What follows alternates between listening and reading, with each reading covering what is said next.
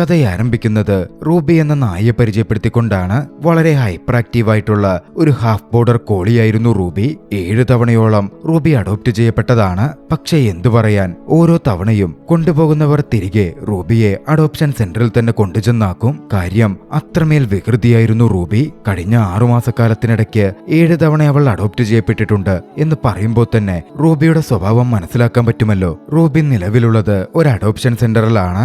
ആ adoption centre നടത്തിയിരുന്നത് ഒരു കപ്പിൾസ് ആയിരുന്നു. പാറ്റ് എന്നും റിക്ക് എന്നുമായിരുന്നു അവരുടെ പേരുകൾ. റൂബി ഇങ്ങനെ തുടർച്ചയായി ഷെൽട്ടറിലേക്ക് മടങ്ങി വരികയും പ്രശ്നങ്ങൾ തുടരുകയും ചെയ്യുന്നതുകൊണ്ട് റിക്കിന് വല്ലാത്ത കലിപ്പായിരുന്നു.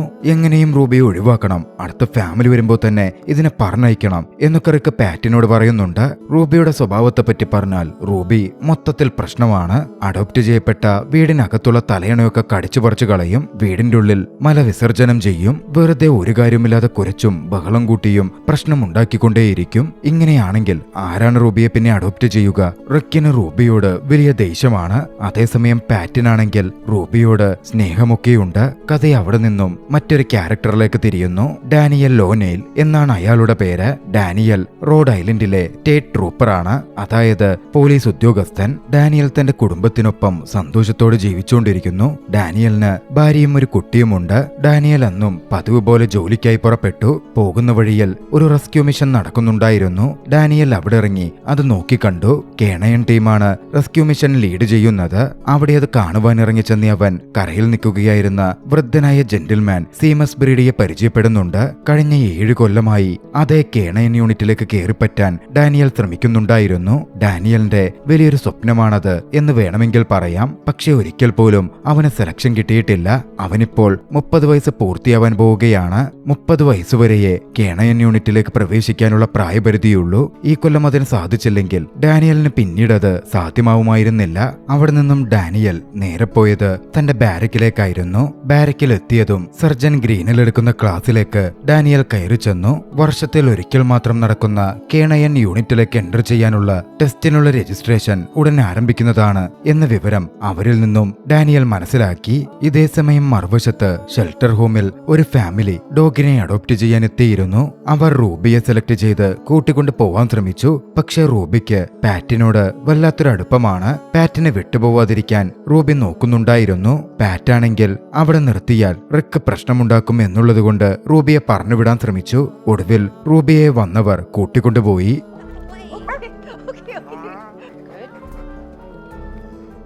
റൂബി അങ്ങനെ പോകുമ്പോ റിക്ക് പറയുന്നുണ്ട്, ഇത് റൂബിയുടെ അവസാനത്തെ അവസരമാണ്. ഇനിയും അവൾ തിരിച്ചു വന്നാൽ അവളെ ദയാവധത്തിന് വിധേയമാക്കും. മറുവശത്ത് ഡാനിയൽ തന്റെ സെക്ഷൻ ഹെഡിനെ ചെന്ന് കാണുകയായിരുന്നു. മാറ്റ് സെറല്ല എന്നാണ് അദ്ദേഹത്തിന്റെ പേര്. കേണയൻ യൂണിറ്റിന്റെ ഹെഡാണ് അദ്ദേഹം. സെലക്ഷന് അപ്ലൈ ചെയ്യാൻ വേണ്ടിയും അക്കാര്യങ്ങൾ സംസാരിക്കാനുമായിരുന്നു ഡാനിയൽ സെറല്ലയ്ക്ക് മുമ്പിലെത്തിയത്. അവിടെ വെച്ച് അവരിരുവരും തമ്മിൽ സംസാരിച്ചു. ഡാനിയലിനോട് സെറല്ല പറഞ്ഞു, ഡാനിയൽ, നിന്നെ എനിക്ക് ഇഷ്ടമാണ്. കേണയൻ യൂണിറ്റിൽ ഭാഗമാകുമ്പോ അതിന് ഏറ്റവും കൂടുതൽ വേണ്ടത് ക്ഷമയാണ്. നിനക്ക് ക്ഷമയുണ്ടെന്ന് കരുതുന്നു. പക്ഷേ പ്രധാനപ്പെട്ട മറ്റൊരു കാര്യമുണ്ട്. നമ്മുടെ ഡിപ്പാർട്ട്മെന്റിന് ബഡ്ജറ്റ് കുറവാണ്. ഇനി ഒരു നായയെ കൂടി വാങ്ങാനുള്ള പണമൊന്നും ഡിപ്പാർട്ട്മെന്റിന്റെ പക്കലില്ല. നീയൊരു ജർമ്മൻ ഷെപ്പേർഡിനെ കൊണ്ടുവരികയാണെങ്കിൽ നിനക്ക് ഞാനൊരു അവസരം തരാം. കേണയൻ യൂണിറ്റിൽ നേരിട്ട് അംഗമാക്കുമെന്നൊന്നുമല്ല, പക്ഷേ ടെസ്റ്റിൽ പങ്കെടുത്ത് നിനക്കതിനു വേണ്ടി ശ്രമിച്ചു നോക്കാം. സാധാരണഗതിയിൽ ഒരു ജർമ്മൻ ഷെപ്പേർഡ് ഡോഗിനെ പോലീസ് ഡിപ്പാർട്ട്മെന്റ് വാങ്ങുവാൻ $10,000 ചിലവാക്കാറുണ്ടായിരുന്നു. അത്രയും പണം താനെവിടെ നിന്നുണ്ടാക്കും എന്ന് ഡാനിയൽ ഒരു നിമിഷം ആലോചിച്ചു. അവനങ്ങനെ ആലോചിച്ചു നിൽക്കെ ഭാര്യയുടെ ഫോൺ കോൾ ഡാനിയലിനെ തേടിയെത്തുകയാണ്. തങ്ങൾ വീണ്ടും പ്രഗ്നന്റ് ആണ് എന്ന വിവരം സന്തോഷത്തോടെ അവർ ഡാനിയലിനെ അറിയിച്ചു. ഡാനിയലിനും അത്രമേൽ സന്തോഷം തോന്നിയിരുന്നു. ഇതേസമയം മറുവശത്ത് റൂബിയെ കൂട്ടിക്കൊണ്ടുപോയവർ, അഡോപ്റ്റ് ചെയ്തവർ തിരികെ റൂബിയെ ഷെൽട്ടറിലേക്ക് ദേഷ്യത്തിൽ കൊണ്ടുവന്നാക്കുകയാണ്. ഇതൊരു നായിയാണോ? എന്തൊക്കെ വികൃതികൾ ഇത് കാണിക്കുന്നേ? പറഞ്ഞ അനുസരിക്കില്ല, മുഴുവൻ പ്രശ്നങ്ങൾ മാത്രം, ആരും ഇതിനെ അഡോപ്റ്റ് ചെയ്യില്ല എന്നൊക്കെ പറഞ്ഞ് ആക്രോശിച്ച് റൂബിയെ അവിടെ ഏൽപ്പിച്ച് അയാൾ ഇറങ്ങിപ്പോയി. അതുകൂടിയായപ്പോ റിക്കിന് വല്ലാതെ ദേഷ്യം കനത്തിരുന്നു. ഇനിയും നോക്കി നിൽക്കുന്നതിൽ കാര്യമില്ല. റൂബിയെ ദയാവധത്തിന് വിധേയമാക്കണം. അതിനുവേണ്ടി വെറ്റിനറി ഡോക്ടറെ വിളിക്കണം. അഡോപ്റ്റ് ചെയ്യപ്പെടാത്ത നായകൾക്ക് ഇതൊക്കെ തന്നെയാവും വിധി, റിക്ക് പാറ്റിനോട് പറഞ്ഞു. പാറ്റ് അതോടെ റിക്കിനോട് അപേക്ഷിക്കാൻ തുടങ്ങി. അങ്ങനൊന്നും പറയരുത്, റൂബിക്ക് ഒരു അവസരം കൂടി കൊടുക്കാം. എങ്ങനെയെങ്കിലും അവളെ അഡോപ്റ്റ് ചെയ്യാൻ ഒരാളെ ഞാൻ കണ്ടെത്തിക്കോളാം. ഒക്കെ കൊള്ളാം, ഒരുപാട് നാളൊന്നും പറ്റില്ല. പെട്ടെന്ന് കണ്ടെത്തിയ അതിനെ ജീവനോടെ എവിടെയെങ്കിലും ജീവിക്കാം. റിക്ക് ഒരു കൂസലുമില്ലാതെ പറഞ്ഞു. പാറ്റാകട്ടെ റൂബിയെ സംരക്ഷിക്കാൻ ഒരുപാട് ആളുകളെ അഡോപ്റ്റ് ചെയ്യാൻ വേണ്ടി ഫോൺ ചെയ്യാൻ തുടങ്ങി. നായയുടെ കുടുംബചരിത്രവും ജീവിതവും മുഴുവൻ ചോദിച്ചറിഞ്ഞെങ്കിലും ആരും തന്നെ റൂബിയെ അഡോപ്റ്റ് ചെയ്യാൻ തയ്യാറാവുന്നുണ്ടായിരുന്നില്ല. ആരും റൂബിയെ അഡോപ്റ്റ് ചെയ്തില്ലെങ്കിൽ റൂബിയുടെ കാര്യം കഷ്ടമാവുമല്ലോ എന്ന് ചിന്തിച്ച് പാറ്റ് ദുഃഖത്തിലാണ്ടു. ഇതേ സമയം കേണയൻ യൂണിറ്റിന്റെ ട്രെയിനിൽ ഗ്രൗണ്ടിൽ ട്രെയിനിങ് പുരോഗമിക്കുകയായിരുന്നു. ഡാനിയൽ അങ്ങോട്ടേക്ക് ചെന്നു. അവിടെ ഇരിപ്പുണ്ടായിരുന്ന സീമസിനെ മീറ്റ് ചെയ്തു. ആ സംസാരിക്കുന്നതിനിടയിൽ ഡാനിയൽ ഒരു കാര്യം മനസ്സിലാക്കി. കേണയൻ യൂണിറ്റിൽ ചേരണമെങ്കിൽ ഒരു ജർമ്മൻ ഷെപ്പേർഡ് തന്നെ വേണമെന്നൊന്നുമില്ല, മറിച്ച് വളരെയധികം ഹെൽത്തിയായ ഉശിരുള്ള ഒരു നായ മതി. അത് കേട്ടതും ഡാനിയലിന് ഒരു പ്രതീക്ഷ തോന്നി. എന്തായാലും ജർമ്മൻ ഷെപ്പേർഡിനെ കണ്ടെത്തണം. ഷെൽട്ടറിൽ പോയി നോക്കാൻ ഡാനിയൽ തീരുമാനിച്ചു. അതിന്റെ ഭാഗമായി അടുത്തുള്ള ഷെൽട്ടറിലേക്കും ഡാനിയൽ എത്തിച്ചേരുകയായിരുന്നു. ഡാനിയൽ എത്തിച്ചേർന്നത് റൂബിയുള്ള പാറ്റും റിക്കും നടത്തുന്ന അതേ ഷെൽട്ടറിലേക്കാണ്. റൂബിയുടെ ജീവൻ നിലനിർത്തണമെങ്കിൽ റൂബിയെ ആർക്കെങ്കിലും കൈമാറണം. ഡാനിയൽ വന്നപ്പോ പാറ്റ് അതിനുള്ള ശ്രമം ആരംഭിച്ചു. ഡാനിയൽ ജർമ്മൻ ഷെപ്പേർഡാണ് ചോദിച്ചതെങ്കിലും ഇതുപോലുള്ള ഇടങ്ങളിൽ ജർമ്മൻ ഷെപ്പേർഡ് കിട്ടാൻ പാടാണെന്നും നല്ല നായയെ ഇവിടെ നിന്ന് തരാം എന്നൊക്കെ പറഞ്ഞ് പാറ്റ് ഡാനിയലിനെ കൺവിൻസ് ചെയ്തു. അങ്ങനെ ഹാഫ് ബോർഡർ കോളിയായ റൂബിക്കടുത്തേക്ക് ഡാനിയൽ എത്തിച്ചേരുകയാണ്. റൂബിയെ കണ്ടതും റൂബിയുടെ ഉശിരൊക്കെ കണ്ട് ഡാനിയലിന് റൂബിയെ ഇഷ്ടപ്പെട്ടു. പോരാത്തതിന് ഹാഫ് ബോർഡർ കോളികൾ അതിന്റെ ഇന്റലിജൻസിന്റെ പേരിൽ പ്രശസ്തവുമാണ്. വളരെ പെട്ടെന്ന് തന്നെ അവർക്കിടയിൽ ഒരു കെമിസ്ട്രി കാണാമായിരുന്നു. അതോടെ ഡാനിയൽ റൂബിയെ അഡോപ്റ്റ് ചെയ്യാൻ തീരുമാനിച്ചു. അങ്ങനെ റൂബിയുടെ ജീവൻ രക്ഷപ്പെടുകയാണ്. അത് കണ്ട് പാറ്റുമേറെ സന്തോഷിച്ചു. ഡാനിയലിന്റെ വീട്ടിലേക്ക് എത്തിയതും റൂബി തന്റെ തനിക്കുണം കാണിക്കാൻ തുടങ്ങി.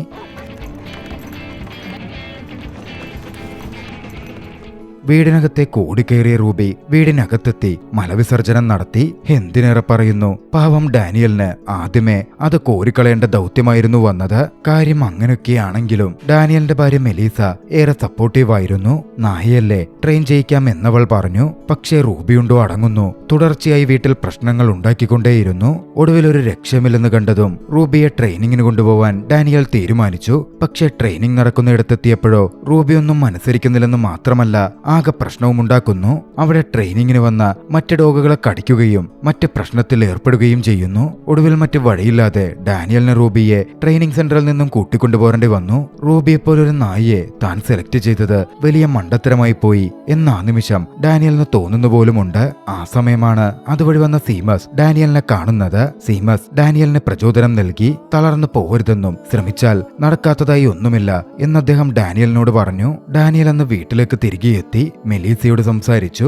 ഒന്നുമങ്ങ് ശരിയാകുന്നില്ല, റൂബി ഇണങ്ങും എന്ന് തോന്നുന്നില്ല എന്നൊക്കെ ദുഃഖത്തോടെ അവൻ പറഞ്ഞപ്പോ മെലീസ പറഞ്ഞു, നോക്ക് ഡാനിയൽ, റൂബിയും നിങ്ങളെപ്പോലാണ് ഹൈപ്പർ ആക്റ്റീവാണ്. നിങ്ങൾ കുറച്ചുകൂടി ക്ഷമ കാണിക്കണം.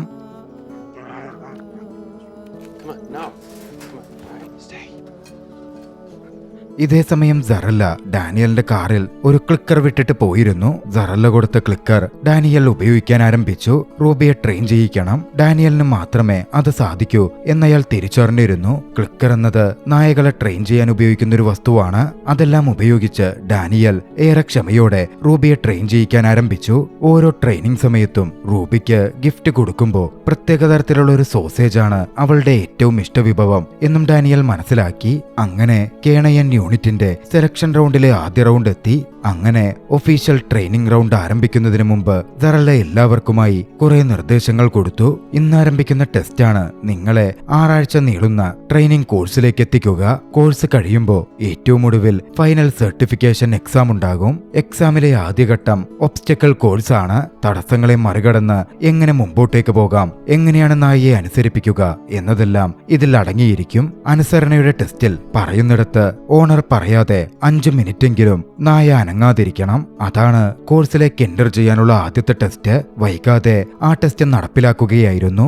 എല്ലാ നായകളും പോലീസ് ഉദ്യോഗസ്ഥരും ടെസ്റ്റിൽ പങ്കെടുത്തു. കൂട്ടത്തിൽ റൂബിയും ഡാനിയലും. താൻ പറയുന്നത് റൂബി അനുസരിക്കുമോ എന്ന് ഡാനിയൽ ഭയന്നിരുന്നു. പക്ഷേ അന്ന് അത്ഭുതകരമെന്ന വണ്ണം 5 മിനിറ്റോളം ഡാനിയൽ പറഞ്ഞിരുന്നിടത്ത് റൂബിയിരുന്നു. അവിടെയുള്ള ഏവരെയും അതിശയിപ്പിക്കുന്ന ഒന്നായിരുന്നു അത്. വൈകാതെ അടുത്ത ഘട്ട റൗണ്ടിനു മുമ്പ് സറല്ല നായകൾക്കായി സോസേജ് വിതരണം ചെയ്തു. അത് റൂബിക്ക് ഇഷ്ടപ്പെട്ട ആ സോസേജ് ആയിരുന്നു. അതോടെ നിയന്ത്രണം വിട്ട് റൂബി എഴുന്നേറ്റ് ഓടുകയാണ്. റൂബിയെ കൺട്രോൾ ചെയ്യാൻ ഡാനിയൽ അന്ന് ഒരുപാട് കഷ്ടപ്പെട്ടിരുന്നു. എന്തായാലും അനുസരണ ടെസ്റ്റിൽ വിജയിച്ചതോടെ റൂബിയും ഡാനിയലും ട്രെയിനിങ് കോഴ്സിലേക്ക് പ്രവേശനം നേടി. സറല്ല അന്ന് ഡാനിയലിന് അടുത്തുവന്ന് സംസാരിച്ചു. ഡാനിയൽ, നീ ഈ തെരുവുനായെ കൊണ്ട് എന്താ ഉദ്ദേശിക്കുന്നേ? ഒക്കെ അനുസരിക്കുകയും നല്ല രീതിയിൽ പ്രവർത്തിക്കുകയും ചെയ്യുന്നത് ഡോബർമാനോ അൽസേഷനോ ഒക്കെയാണ്.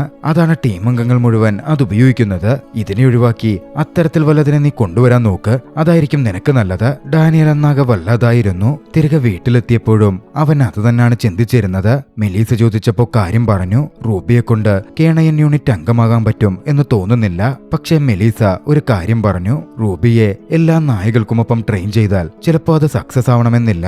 പക്ഷേ ഒരുപക്ഷെ അതിന് തനിച്ച് ട്രെയിനിങ് കൊടുത്താൽ എല്ലാ നായകളെക്കാളും മികച്ചതാവാൻ അതിന് സാധിക്കും. ഡാനിയൽ പറയുമ്പോ അതനുസരിക്കുകയും ചെയ്യും. ഡാനിയലും അതൊന്ന് നോക്കിയാലോ എന്ന് തീരുമാനിച്ചു. ട്രെയിനിങ് മാനുവലൊക്കെ എടുത്ത് ഡാനിയൽ വായിക്കാൻ ശ്രമിച്ചു. പക്ഷേ ഡാനിയലിന് ഡിസ്ലെക്സിയ എന്ന അവസ്ഥയുണ്ട്.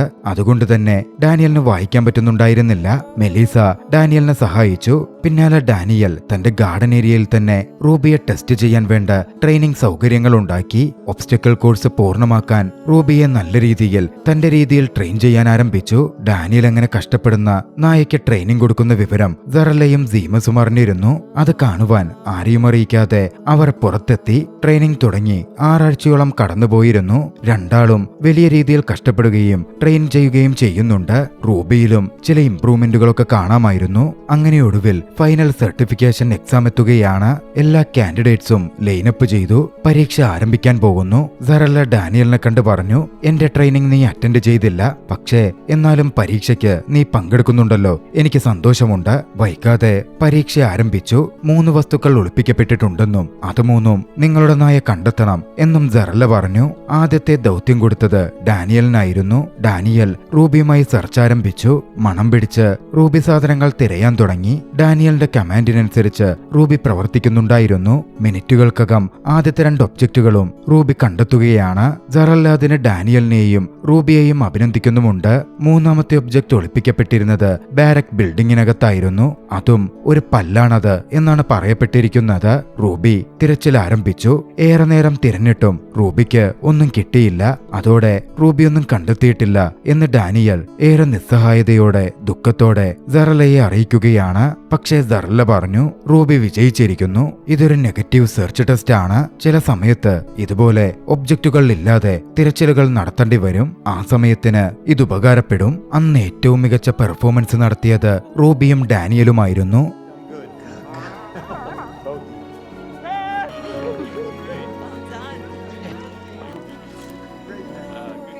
അങ്ങനെ കേണയൻ സർട്ടിഫിക്കേഷൻ പ്രോഗ്രാം വിജയിച്ച് കേണയൻ യൂണിറ്റിലേക്ക് റൂബിക്കൊപ്പം ഡാനിയൽ നിയമിക്കപ്പെടുകയാണ്. ഡാനിയലിന് ഏറെ സന്തോഷം തോന്നുന്നുണ്ടായിരുന്നു. ഡാനിയലിന്റെ നേട്ടത്തിൽ സറല്ല ഡാനിയലിനെ അഭിനന്ദിച്ചു. തന്റെ ടീമിന്റെ ഭാഗമാവാൻ സറല്ല ഡാനിയലിനെ ക്ഷണിച്ചു. പക്ഷേ ആദ്യഘട്ടം പ്രൊവിഷണൽ ബേസിസിലാണ്.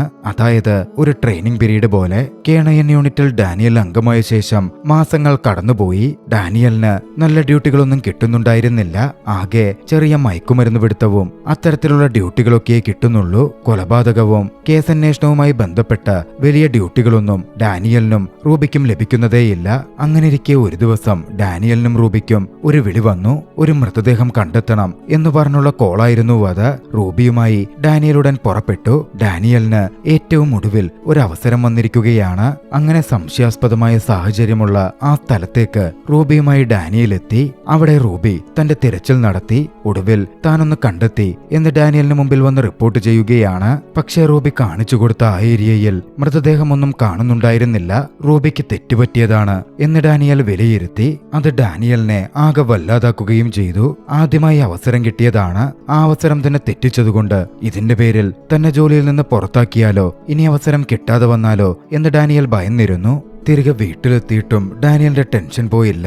സറല്ല പറഞ്ഞത് ശരിയായിരുന്നു. ഒരുപക്ഷെ ഞാൻ ഈ ജോലിക്ക് പറ്റിയവനായിരിക്കില്ല, ഡാനിയൽ പുലമ്പിക്കൊണ്ടിരുന്നു. പക്ഷെ മെലീസ ഡാനിയലിനെ ആശ്വസിപ്പിക്കുന്നുണ്ടായിരുന്നു. അന്ന് രാത്രിയിൽ ഡാനിയൽ റൂബിയെ ഒരുപാട് വഴക്ക് പറഞ്ഞിരുന്നു. പിറ്റേന്ന് പുലർച്ചെ നോക്കുമ്പോൾ വീട്ടിൽ റൂബിയെ കാണുന്നില്ല.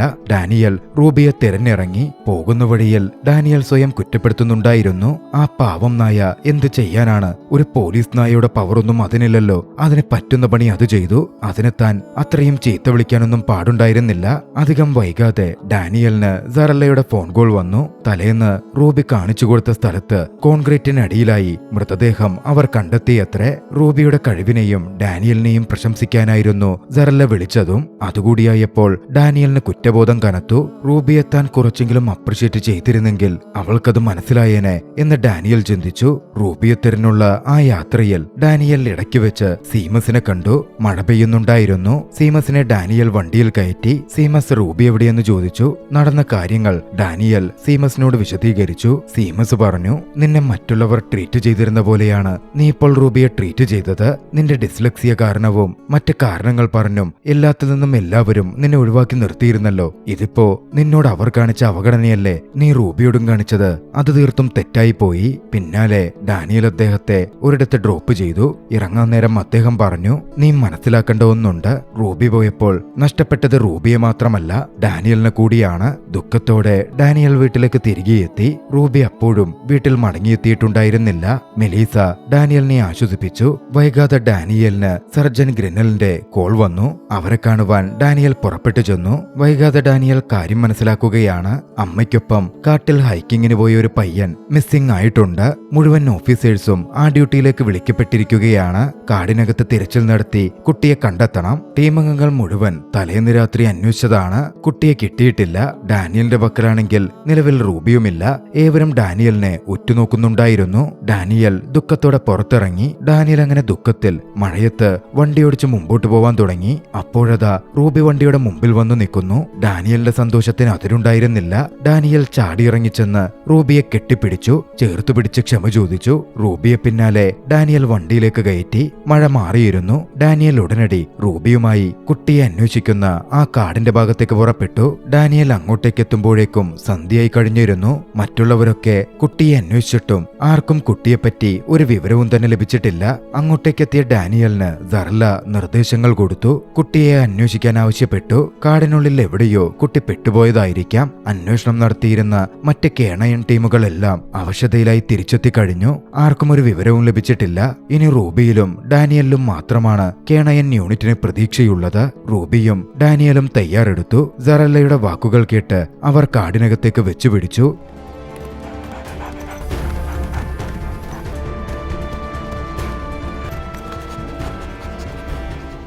കുറച്ചുനേരം നീണ്ട തിരച്ചിലിനൊടുവിൽ മൈക്കിളിനെ റൂബി കണ്ടെത്തുകയാണ്. ഒരു മലഞ്ചെരുവിനുള്ളിലേക്ക് അവൻ വീണുപോയിരുന്നു. റൂബിക്ക് പിന്നാലെ ഓടിച്ചെന്ന മൈക്കിൾ മുകളിൽ നിന്നും വിവരം വയർലെസ്സിലൂടെ റിപ്പോർട്ട് ചെയ്തു. പക്ഷെ അവിടെ വയർലെസ് റേഞ്ച് കുറവായിരുന്നു. കുട്ടിക്ക് അടുത്തേക്കെത്തിയ ഡാനിയൽ കുട്ടിക്ക് ചെയ്തു കൊടുക്കേണ്ട ഫസ്റ്റ് എയ്ഡ് കർമ്മങ്ങൾ ചെയ്തു കൊടുത്തു. കുട്ടിക്ക് ജീവനുണ്ടായിരുന്നു. അവൻ ചെറിയ ബോധതലത്തിലേക്ക് വന്നു. തണുത്തു വിറച്ച അവന്റെ ശരീരത്തിൽ ഡാനിയൽ ചൂട് പകർന്നു. ഡാനിയൽ വീണ്ടും നിർദ്ദേശം കൊടുക്കാൻ വയർലെസ് റേഡിയോ ഓൺ ചെയ്തു. പക്ഷെ റേഞ്ച് കുറവായതുകൊണ്ട് പുറത്തേക്ക് കണക്ഷൻ പോകുന്നുണ്ടായിരുന്നില്ല.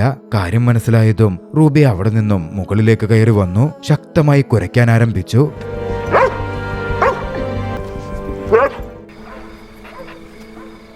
റൂബിയുടെ തുടർച്ചയായ വലിയ ശബ്ദത്തിലുള്ള കുര റോഡിൽ നിൽക്കുകയായിരുന്ന സറല്ലയും മറ്റുള്ളവരും കേട്ടിരുന്നു. റൂബി കണ്ടെത്തി കാണും എന്ന് പ്രതീക്ഷ സറല്ല മറ്റ് സൗകര്യങ്ങളോടെ കാടിനകത്തേക്ക് റൂബിയുടെ കുരകേട്ട ഭാഗത്തേക്ക് കയറി ചെല്ലുകയാണ്. അങ്ങനെ മെഡിക്കൽ ടീം എത്തി കുട്ടിയെ രക്ഷപ്പെടുത്തി. അന്ന് സറല്ല ഡാനിയലിനെയും റൂബിയെയും ഏറെ അഭിനന്ദിച്ചിരുന്നു. മറ്റ് നായകൾക്കൊന്നും സാധിക്കാത്ത വലിയൊരു കാര്യമായിരുന്നു റൂബി അന്ന് ചെയ്തത്. ഒരു ജീവനാണ് റൂബി രക്ഷപ്പെടുത്തിയത്. വൈകാതെ മൈക്കിളിന്റെ അമ്മ ഡാനിയലിനെ കണ്ട് നന്ദി പറയാനെത്തി. അത് പാറ്റായിരുന്നു. പണ്ട് റൂബിയെ ദയാവധത്തിന് വിട്ടുകൊടുക്കാതെ സംരക്ഷിച്ച ഷെൽട്ടറിന്റെ ഉടമയായ പാറ്റ് അവരുടെ മകനെ കണ്ടെത്താൻ സഹായിച്ചത് റൂബിയാണ് എന്നറിഞ്ഞതും പാറ്റിന്റെ കണ്ണുകൾ നിറഞ്ഞു. റൂബി പാറ്റിനടുത്തേക്ക് ഓടി വന്നു. റൂബിയെ കെട്ടിപ്പിടിച്ചും തലോടിയും പാറ്റ് തന്റെ സന്തോഷവും സ്നേഹവും പങ്കുവച്ചു. അന്നത്തെ ആ സംഭവത്തോടെ കേണയൻ യൂണിറ്റിലെ ഒരു ഫുൾ ടൈം മെമ്പറായി ഡാനിയൽ പ്രൊമോട്ട് ചെയ്യപ്പെട്ടു. ഇനി പ്രധാന കേസുകൾ ഡാനിയലിനെ തേടിയെത്തും. പിന്നാലെ കേണയൻ യൂണിറ്റിലെ എല്ലാ ഓഫീസേഴ്സും എത്തി ഡാനിയലിനെ അപ്രിഷ്യേറ്റ് ചെയ്തു. വൈകാതെ കാര്യങ്ങൾ അറിയാൻ മെലീസയും അങ്ങോട്ടേക്ക് വന്നു. മെലീസയെ കണ്ട സന്തോഷത്തിൽ ഡാനിയൽ അവളെ വാരിപ്പുണർന്നു. മെലീസയ്ക്കും ഡാനിയലിന്റെ അച്ചീവ്മെന്റിൽ ഒരുപാട് സന്തോഷം തോന്നിയിരുന്നു. ആ ദൃശ്യങ്ങളോടെ ചലച്ചിത്രം അവസാനിക്കുകയാണ്. യഥാർത്ഥ സംഭവകഥയെ അടിസ്ഥാനമാക്കിയാണ് ഈ ചിത്രം നിർമ്മിക്കപ്പെട്ടിട്ടുള്ളത്. യഥാർത്ഥ ഡാനിയലും റൂബിയും റോഡ് ഐലൻഡ് സ്റ്റേറ്റ് പോലീസ് ഫോഴ്സിലെ 10 കൊല്ലം നീണ്ട സർവീസിൽ ഒന്നിച്ചായിരുന്നു. 2018 Ruby nations search and rescue dog of the year ആയി തിരഞ്ഞെടുക്കപ്പെടുകയും ചെയ്തിരുന്നു. നിങ്ങൾക്ക് ഈ കഥ ഇഷ്ടമായെങ്കിൽ വീഡിയോ ലൈക്ക് ചെയ്യുക. അഭിപ്രായങ്ങളും നിർദ്ദേശങ്ങളും കമന്റുകളിൽ രേഖപ്പെടുത്തുക. കഴിയുമെങ്കിൽ ചാനൽ സബ്സ്ക്രൈബ് ചെയ്തും കൂട്ടുകാർക്ക് ഷെയർ ചെയ്തു കൊടുത്തും ഞങ്ങളെ സപ്പോർട്ട് ചെയ്യുക. അടുത്ത എപ്പിസോഡിൽ മറ്റൊരു മികച്ച ചലച്ചിത്രവുമായി നമുക്ക് കണ്ടുമുട്ടാം. അതുവരെ ബൈ.